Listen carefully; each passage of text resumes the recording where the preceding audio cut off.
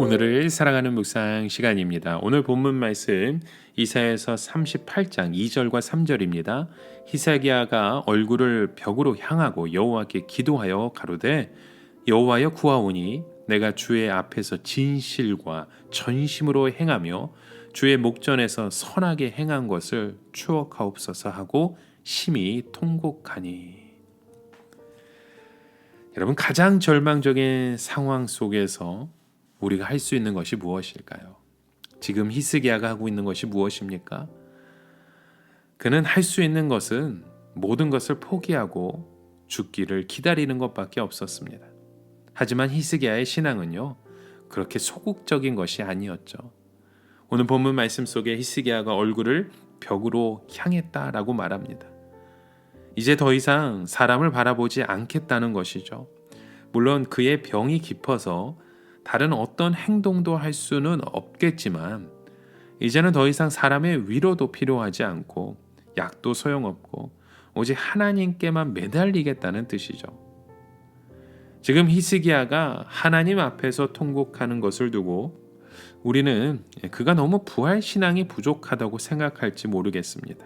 그러나 히스기야의 입장에서 보면 충분히 이해가 되는 것이죠.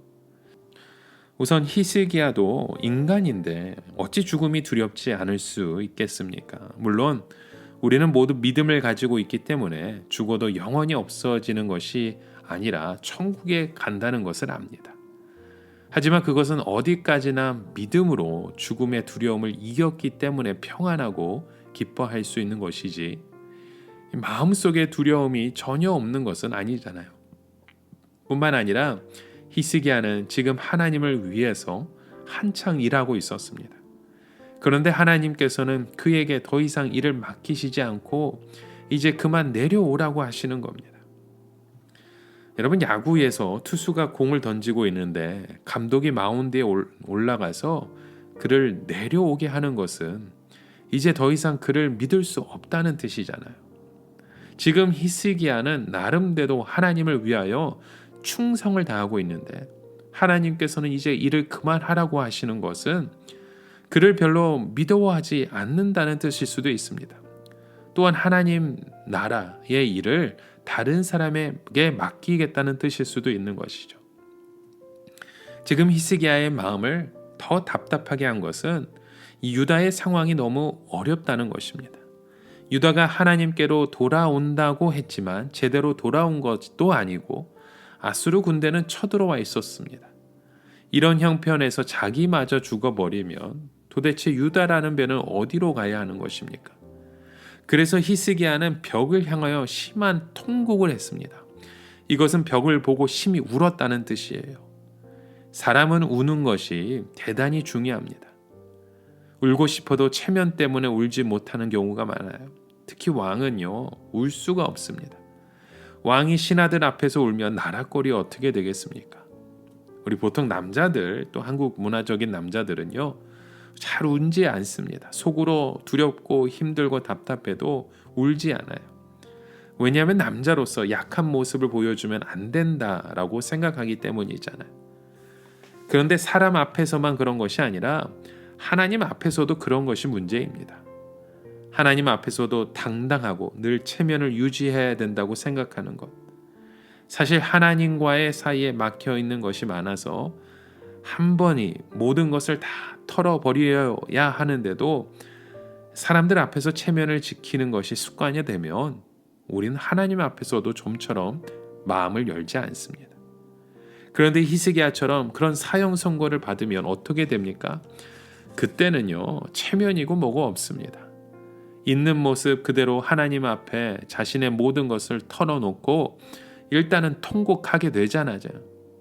왜냐하면 마음이 너무 답답하기 때문입니다. 살고 싶은데 하나님은 살 수 없다고 하시기 때문에. 이럴 때는 울고 보는 것이 상책입니다. 그러고 나니까 어떻습니까? 살 길이 보이기 시작하는 것이죠. 일단 하나님께서는 너는 죽는다 하고 말씀하셨습니다. 이것은 하나님께서 내 사정을 알고 계시며 나에게 많은 관심을 가지고 계신다는 것을 의미하는 거죠. 우리의 실마리는 바로 여기에서부터 풀립니다. 하나님께서 알고 계신다는 것이에요.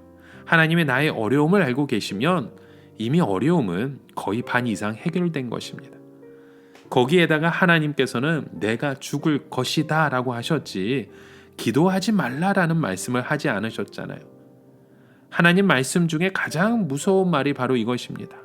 더 이상 나에게 기도하지 말라. 이것은 완전히 끝났다는 뜻입니다. 그러나 하나님께서는 히스기야에게 그 말씀을 하시지 않았습니다. 즉 뒤집어서 생각하면 지금 내 상태는 죽어야 할 대단히 어려운 상태이기 때문에 인간적인 방법은 도움이 되지 않는다 말씀할 수 있는 내용입니다. 다시 말해 혹시라도 살 기대를 가져서 이 방법 저 방법으로 치료받는다고 시간을 허비할 수도 있는데 인간의 방법으로는 살 수 없으니까 쓸데없는 데 시간을 낭비하지 말라는 말씀입니다. 물론 이럴 때 하나님 말씀에 순종해서 죽음을 잘 준비하는 것도 아름다운 복일 수 있습니다. 그런데 히스기야의 경우 생에 대하여 가장 강한 소망을 가져야 했던 이유가 개인적인 것보다 유다의 상황 때문이었습니다. 지금 유다는 신앙적으로 겨우 일어서려고 하는 때입니다. 아직 그들의 신앙으로는 아수르라는 적을 이길 수가 없습니다. 거기에다가 그때까지만 해도 히스기야에게는 아들이 없었잖아요. 아무리 지금 죽는 것이 정해진 하나님의 뜻이라 해도 나라를 생각하면 살아야겠다는 믿음을 가질 수밖에 없는 것이죠. 그래서 히스기야는 하나님께 무엇을 기도합니까? 내가 주의 앞에 진실과 전심으로 행하며 주의 목전에서 성안하게 행한 것을 추억하옵소서 말하죠. 이것은 수많은 불순종과 죄악을 국률로 덮으시고 자기 안에 있는 작은 믿음을 보시고 다시 한번 일어설 수 있도록 축복해달라는 기도입니다. 과거에 좋은 일을 많이 했기 때문에 자신이 하나님 앞에 요구할 수 있는 자격이 있다는 뜻이 결코 아닙니다. 하나님 앞에서 말할 수 없는 죄인이며 당장 죽어도 아무 말 할 수 없지만 긍휼을 베푸어 주셔서 다시 한번 기회를 달라는 것이죠. 이거보다 더 중요한 것이 없습니다. 아무리 하나님 앞에서 진실과 정직으로 일했다고 하지만 사실 그것은 모두 하나님이 도우셔서 할 수 있었던 것이잖아요. 우리가 한 건 아무도 없습니다. 여러분 오늘 우리의 삶 가운데 우리가 고백해야 될 것이 무엇인지 다시금 깨달아 가시는 저와 여러분의 하루가 되시길 주의 이름으로 간절히 축원합니다. 함께 기도합니다.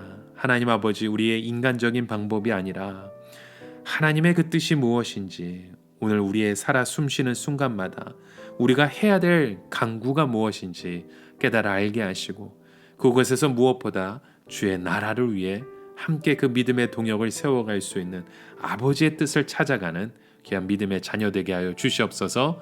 예수님의 이름으로 기도드립니다. 아멘.